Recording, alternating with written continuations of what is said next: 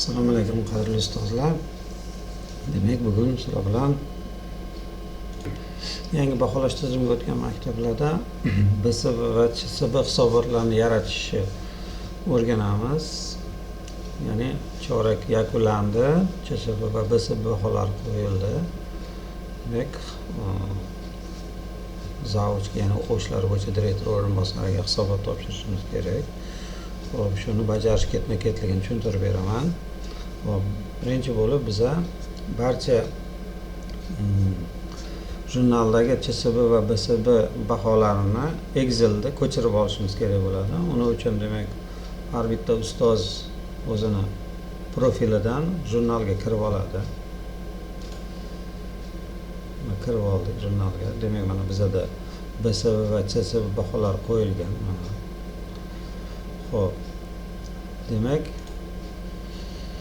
hozirgi biz birinchi qiladigan ishimiz, demak, har bittasini mana yuqori o'ng tomonda Excel'ga eksport qilish degan buyrug'imiz bor, endi piktogramma.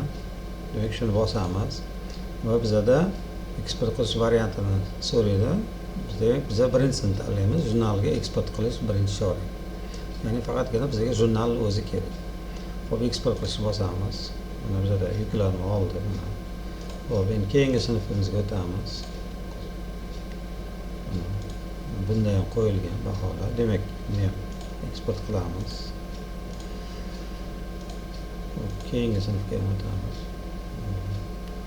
Mana qo'yilgan. Keyingisi.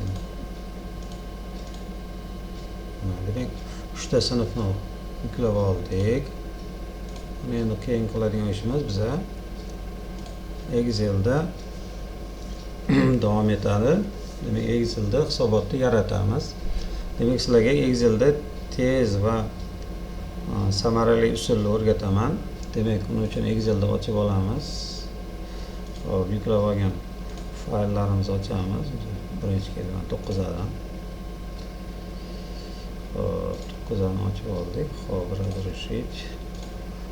Hop, demak, bizada turibdi. Birinchi qiladigan ishimiz, demak, hamma shriftlarni chiroyli qilib formatlaymiz va davom etamiz. Hop, markazga olamiz, kattaroq qilib olamiz.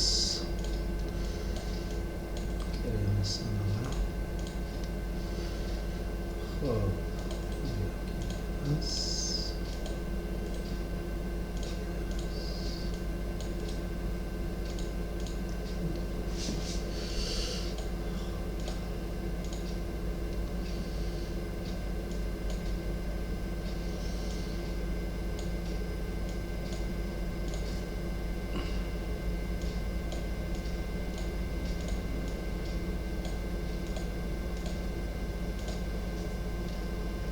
Buni tayyorlab oldik jadvalimizni.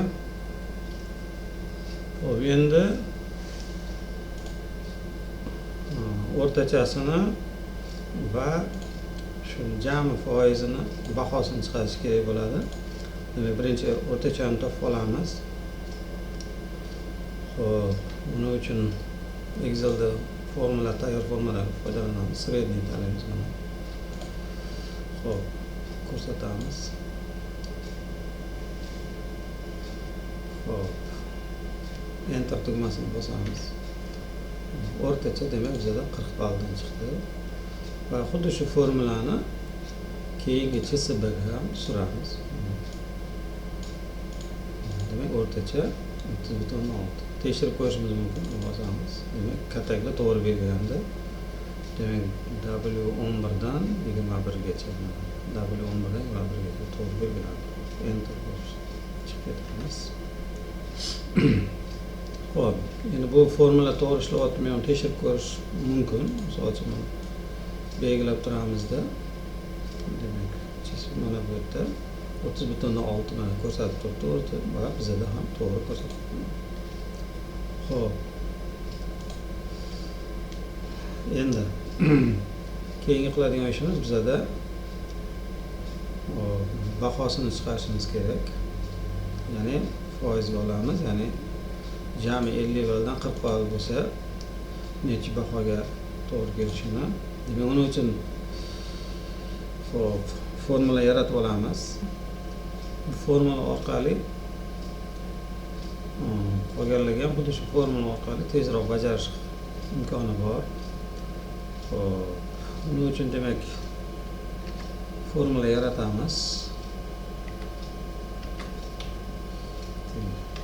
Если agar demak buni bo'lamiz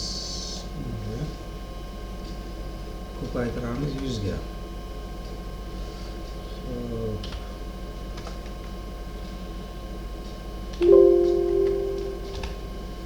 Demak agar rost bo'lsa 5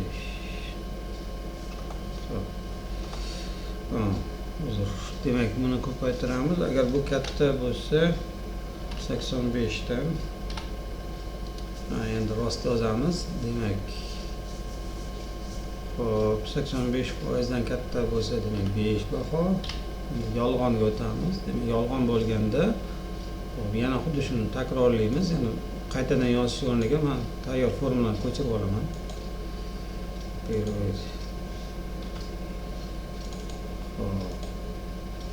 Tayyor formulani qo'yaman.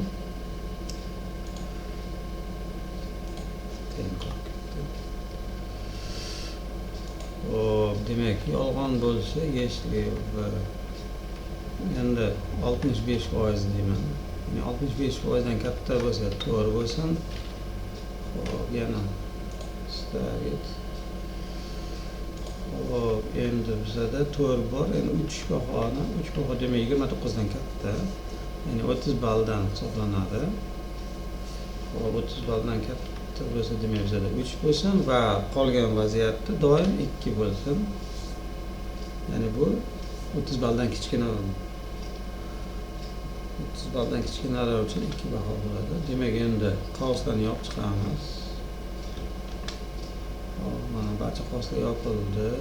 Hop, endi men bu yerda bitta narsa qilaman, ya'ni murojaatlarimni mana shu doim bizada o'zgarmaydi bu. Doim ya'ni 9-qatorda chiqadi bizada. Ya'ni bizada 50 ball doim shu joyda turadi. Shuning uchun shuni shu qator absolut murojaatga o'zgartirib olaman formulani. Demak absolut murojaatga o'tkazib oldim. Ya'ni faqatgina 9-qator shundan oladi. Hop, demak formulamiz tayyor va enter bosamiz. Buni bizada demak 4 bahoga jami o'quvchilar demak o'rtacha 4 bahoga ishlagan desa. Hop, xuddi shu formulani endi yoniga ko'chirib o'tkazaman. Hop, buning uchun shu mana o'ng tomon pastki burchakda to'rtburchak turibdi, mana to'rtburchak belgisi. Shuni ustiga sichqonchani olib kelaman, plus bo'ladi mana. Va sichqonchani chap tugmasini bosib turib yoniga tortaman. Hop, demak formulani tortib oldik. Bizda demak natijamiz chiqdi, tekshirib ko'ramiz. Hop, to'g'ri, demak to'g'ri. Demak formulamiz to'g'ri ishlayapti. Mana endi yana bitta mana bu birinchi o'rtachani topgan formulamizga ham demak bizada doim mana shu 11-qatordan boshlanadi o'quvchilarni, ya'ni 11-qatordan boshlanadi o'quvchilarning ro'yxati. Shuning uchun bu nisbiy murojaatni ya'ni absolut murojaatga o'zgartiramiz. Ya'ni hop, demak 21 bizada o'zgarish mumkin. Demak faqatgina mana shu 11-qatordan boshlanishini belgilab qo'ydim. Hop, chamiz. Hop, xuddi shuni yoniga ham ko'chirib qo'yaman formulani. Demak bizada ham mana absolutga o'zgardi. Demak absolut formulamiz tayyor. To'g'ri bo'ldi. Hop, ana endi formatlaymiz. Hop, buning uchun xuddi shunaqa sariq rang kerak bo'ladi menga. Boshqatdan qilsam ham bo'ladi yoki tayyor sariq rang ko'chiraman. Uning uchun shotkani belgilayman, ya'ni format barrasi. Sariq qiladi. Demak, hisobotimiz tayyor bo'ldi. Saqlaymiz buni, saqladi. Ana endi keyingi hisobotimizni ochamiz va keyingi hisobotda ishlashimiz osonroq bo'ladi.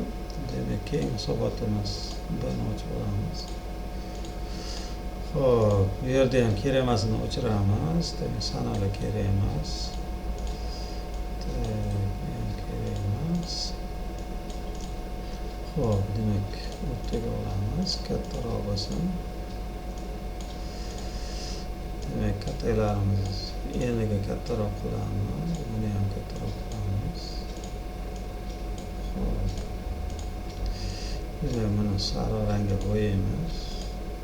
Qo'yamiz. Hop, tepasiga yozuvlarni bir tekis qilamiz. Demak, formatlab oldik. Mana chiroyli bo'ldi. Ana endi biz bu yoqqa yana o'rtacha ballalar bilan o'rtacha bahoni qo'yishimiz kerak. Ya'ni formula yozmaymiz, tayyor formuladan foydalanamiz. Uning uchun birinchi yaratgan formulamizni ko'chirib o'tkazamiz. Xo'p, demak, mana shu ikkitasi kerak bo'ladi bizga. Belgilab olamiz ikkitasini. Mana birinchi. Xo'p, kopировать qilamiz. Kopировать va o'tamiz. Demak, shu joydan boshlab qo'yilsin. Belgiladim katta va stavить bosaman. Mana bunda qo'yildi file formula. Demak, ixchamlaymiz. Xo'p, demak, mana o'zi avtomatik tarzda hisobladi. Endi bir karra tekshirib chiqamiz. Demak, o'rtachasi 37.2 ekan. Demak, hamma o'quvchilarni BSB ballini belgilaymiz va tekshiramiz mana. Demak, 37.2 mana yaxlitlaganda 2 bo'ladi. To'g'ri hisoblayapti formulamiz. Va bunda bizda mana to'g'ri. Xo'p. Demak, to'g'ri bahomiz ham hisoblayapti. Endi tekshirib ko'ramiz. Kattalarimiz demak mana absolyut kattagimiz o'zgarmagan turibdi. To'g'ri. Demak, bu ham to'g'ri ishlayapti. Demak, bunda ham formulamiz o'zgarmagan. Absolyut to'g'ri. Xo'p, endi xuddi shu formulani keyin kattaga ko'chiramiz. Xo'p, endi bu yoqni ham chizib qo'yamiz kattaga. Mana. Demak, hisobotimiz, keyingi sinf hisoboti mana tayyor bo'ldi. Buni ham saqlaymiz va o'chiramiz. Kerak emas. Endi keyingi 3-sinfni ham ochib olamiz. Xo'p, 3-sinfda ham kerak emas sanalarni yopamiz. Demak, kerak emas. Demak, o'rtaga olamiz, kattaroq qilamiz. Xo'p, demak, kattalarni qatorlarni moslaymiz. Demak, o'quvchi familiyalarni. Xo'p, demak, buni ham shapkasini tayyorlab oldik. Demak, mana xo'p, tepasiga yozuvlarni ham bir qator tekislab oldik. Mana bo'ldi. Ana endi biz qiladigan ishimiz yana formula qo'yishimiz kerak. Formulani yana birinchi yaratgan formulamizni ko'chirib olamiz. Yana ikkitasini belgilayman. Kopировать. Ставить qilaman. Demak, buni yana yaxlitlab olamiz. Xo'p, endi yana tekshirib ko'ramiz. Mana o'zimiz uchun 36.86 mana. Demak, to'g'ri ishlayapti. Demak, bir marta yana ichiga kirib ko'rsak bo'ladi mana. Demak, bizda mana bu absolyut murojaatimiz bizda ancha yordam beradi. Ya'ni faqatgina mana shu 11-qatordanligini bilamiz. Aniq bo'lgani uchun doimo mana shu 11-qatordan boshlab o'zi belgilab ketadi. Demak, absolyut murojaatimiz bizga ancha yordam beradi. Xo'p, o'rtacha baho demak bu ham to'g'ri. Demak, o'zgarmagan. Ishlayapti va to'g'ri. Endi xuddi shu formulani yana yoniga ko'chiramiz. Mana va kattalarni belgilab qo'yamiz. Mana. Demak, bizda 3-hisobotimiz ham tayyor. Xuddi shu usuldan foydalansak, hisobotimiz juda ham tez va chiroyli bo'ladi. Xo'p, bir nechta Excel'dagi hisobotni bir necha daqiqada, yana bir 10 daqiqa vaqt ketsa, bemalol keyingi hisobotlarni xuddi shu usulda tezroq bajarish mumkin bo'ladi. Xo'p, hammaga tushunarli bo'ldi deb hisoblayman. Xo'p, agar savolinglar bo'lsa, Telegram kanaliga yozishinglar mumkin. Sog' bo'linglar, salomat bo'linglar.